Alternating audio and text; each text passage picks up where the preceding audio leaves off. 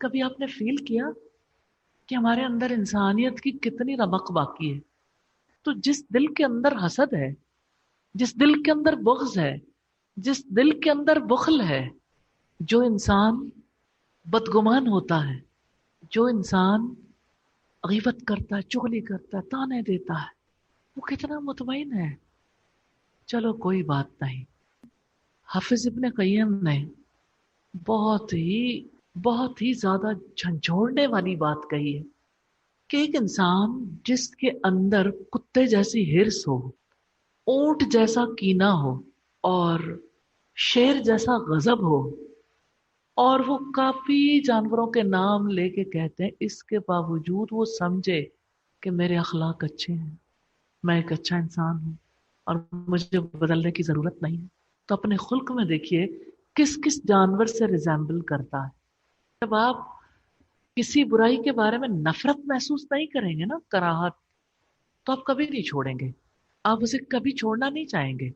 Easy going نہ رہیں، cautious ہو جائیں، دیکھیں اندر کیا کچھ ہے. کسی کو کینسر ہو جائے تو وہ یہ کہے گا او ہو مجھے بھی کینسر ہو گیا، چلو کوئی بات نہیں کینسر ہو گیا. اگر کسی کو کینسر ہو جائے تو کیا وہ اس کا علاج نہیں کروائے گا؟ کوئی کہتا ہے چلو کوئی بات نہیں، اگر میری بیٹی کو کینسر ہو گیا، بیٹے کو کینسر ہو گیا، کبھی ایسا ہو سکتا ہے؟ ماں باپ کی تو زندگی اس دن کسی اور نہج پہ پہنچ جاتی جس کو پتہ چل جائے کہ میرے بچے کو اتنی خطرناک بیماری ہے. اس کے تو آنسو نہیں رکتے، جائے نماز بھیگی رہتی ہے اللہ تعالیٰ کے آگے سجدوں میں دعائیں کرتے ہوئے. لیکن کیسی ماں ہے آج کی کہ اس کے بچے کے اندر اتنی برائیاں ہوں، اس کی اپنی ذات میں اتنی برائیاں ہوں. سارے جانور گویا ایک ہی وجود میں اکٹھے ہو گئے، اور جانوروں جیسا انسان صرف اپنے چہرے کو دیکھے، اپنے اعمال نہ دیکھے اور کہے چلو کوئی بات نہیں. انسان گناہ کرے، انسان اپنے اندر اتنے عیب رکھے اور پھر مطمئن ہو جائے.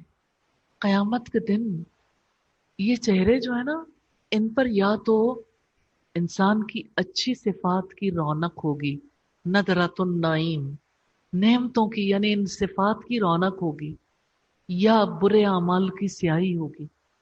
کیونکہ اللہ پاک نے اپنی کتاب میں فرمایا ہے کچھ چہرے اس دن سیاہ ہوں گے اور کچھ چہرے چمکتے ہوئے ہوں گے.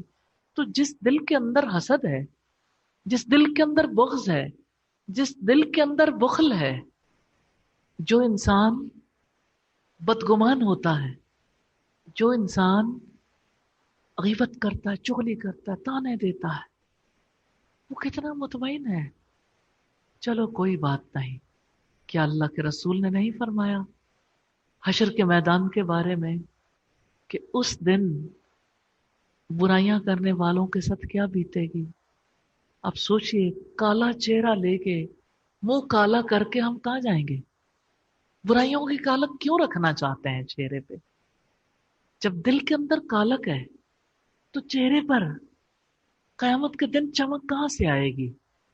پھر آپ دیکھیے کہ آپ صلی اللہ علیہ وسلم نے معراج کے موقع پہ دیکھا تھا نا، تانبے کے ناخن لے کے کچھ لوگ گوشت نوچ رہے ہیں، اپنا ہی گوشت نوچ رہے ہیں.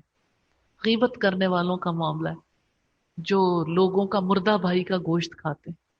سود کھانے والے کو آپ نے دیکھا کہ اس کے سر پر خون کی نہر میں ڈوبے ہوئے شخص کے سر پر فرشتہ پتھر مارتا ہے اور وہ درد سے چیختا ہے اور اس کے سر سے خون کا فوارہ ابلتا ہے اور وہ درد برداشت کرتا ہے، خون جاری ہو جاتا ہے.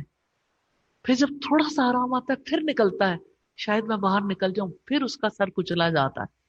لوگ کہتے ہیں اب کیا کریں، سودی ادارے میں کام کر رہے ہیں تو ہم تو اپنی محنت کر رہے ہیں، بینک میں جاب ہے، اتنی اچھی جاب ہمیں کہیں اور نہ ملے تو ہم کیا کریں؟ تو انجام کو دیکھیں، ویژنری بنیں. میرا یہ عمل کل مجھے کہاں لے جائے گا؟ آج میں نہ دیکھیں خود کو، آنے والے کل میں دیکھیں گے نا، حشر کے میدان میں دیکھیں گے. تو آپ اپنے عمل کو بدلنا چاہیں گے